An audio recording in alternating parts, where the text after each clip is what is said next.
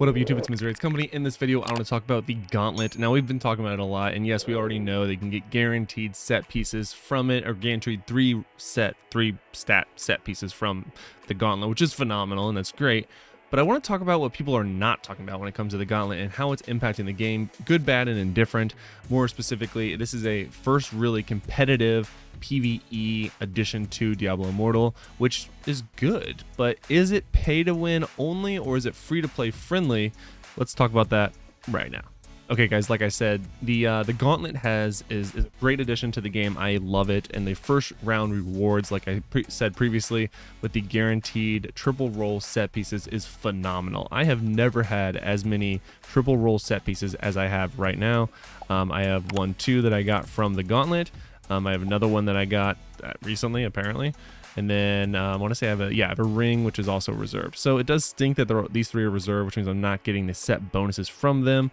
But then I do have the one that is a set bonus that I'm also not using. So love that for me. But yeah, and then I think this one might have been, this one's actually also a triple stat. I keep it for different builds, but yeah, there's this. So honestly, guys, I think that this was an awesome addition to the game. And everyone is talking about what it is, but nobody's talking about what it isn't. So it isn't incredibly free to play friendly. Unless you are a big time grinder, it is incredibly combat rating heavy, which means, 14,411 combat rating is pretty decent. That's probably well above the average. I would consider myself right around the average if I were to guess, because I have missed a lot of time when it came to upgrading my blacksmith items, as well as my Helliquary, as well as my ancestral properties. Like, I missed some upgrades in the 3 or 4 months, however long it was, that I took off from the game. So I could be very well over 15k combat rating between my resonance and my overall gear, but I am not for that reason. So ultimately, for that reason, I do think that it is not impossible for a free-to-play to be competitive. You just have to be a grinder. And that's where I do want to kind of clarify. So resonance is it helps you when it comes to your combat rating, but nowhere near as much as it does when it comes to your overall stats for PvP. It obviously impacts PvE, but up until now, it hasn't really mattered in PvE. Now, if you were to go to the top 10, you're definitely going to see a lot of whales at the top. There's no doubt about it. So the first one we'll click on, yeah, whale, right? Big whale. I want to say I don't recognize all these names, believe it or not. So yeah, okay, these are all massive whales, which I would anticipate. Is this one really not 7k, or is that just aesthetics? Okay, we have in the top 3 a non 7k whale, which is pretty good. They have definitely farmed a great deal to be at mostly 327s and 326s. Overall combat rating is 15,771. So it's not impossible, but you definitely have to be a grinder. We're definitely not going to see. This one doesn't even have. Let's see. Resonance 3,360. That is actually very surprising, but you can see very active when it comes to the grind, because you have 3 level 29s and 3 28s. That's a lot of grinding, my friend. That is a ton of grinding. Also, nice skin. I liked it a lot. Overall combat rating 15,771. So again, you don't have to be a mega whale. I wonder, I hate to go too far down, but I wonder when it would take to get a oof, that's all 30s. Good lord, my friend. 16.4.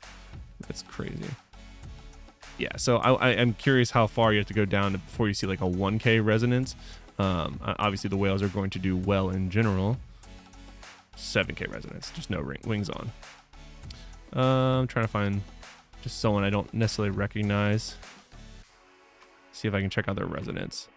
So yeah, 3k resonance isn't terrible.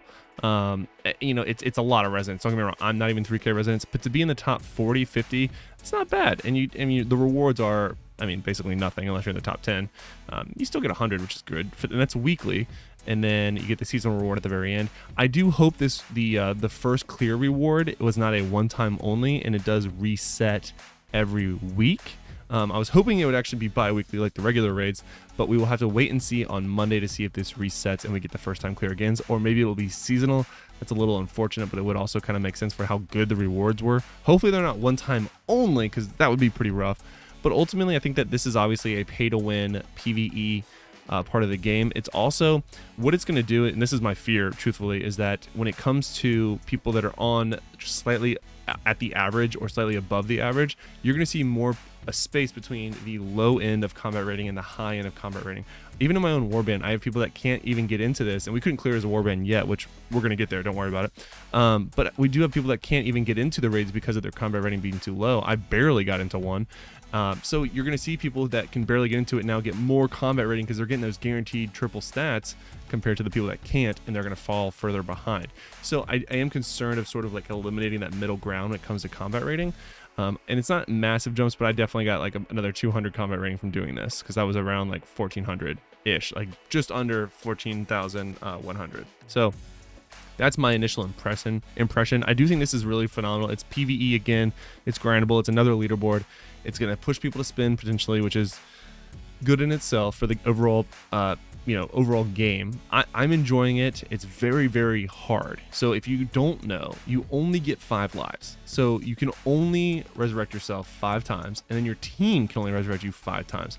If you use all 10 of those, you are dead, even if they beat the boss. So let's say you're on the second to last boss, and you go in there. I think it's this one, right? I don't know. I don't remember the order. But you're on the second to last boss. They finally down it, and you're dead prior to finishing the boss. You cannot be rezzed if your rezzes are all up. You stay dead even starting the brand new last boss. So it's a really interesting mechanic. It's going to require, they're hard. They have a lot of health for sure, and everything seems to hit a little bit harder. So it's a nice competitive PvE environment. I do appreciate that it was added to the game. It's basically reusing content that already existed, but it's going to add another layer of depth to the game, which is always encouraged. So ultimately, I'm a big fan of this, but this is definitely going to be more of a pay-to-win event for at least the top 10. But again, like I said, guys, once you get past the top 10, the rewards are the same. So even if you're rank 11, you literally get the same rewards as everyone else, that someone who's ranked 517. So you get a little bit more. Actually, is it just? Yeah, you only get this. That's the only difference. It's kind of wild. You don't get the gold, which isn't much, but so you only get this frame, which is pretty sick. I'm not gonna lie to you. But again, you only get it permanently if you complete it for the whole season and you're in the top 10 at the end of the season. Ultimately, I think that this is a really, really good addition to the game. Let me know what you guys think in the comments below. Are you guys above me or below me in terms of rank? As you can see, I'm currently ranked 517 on my server with a time of 1914. In fact, it'll be a little bit better if you tell me what your time is. Go ahead and tell me in the comments below what your best time is. Again, mine is 1914. Were you better? Were you worse? Let's talk about it. All right, guys. Till next time, lock it in.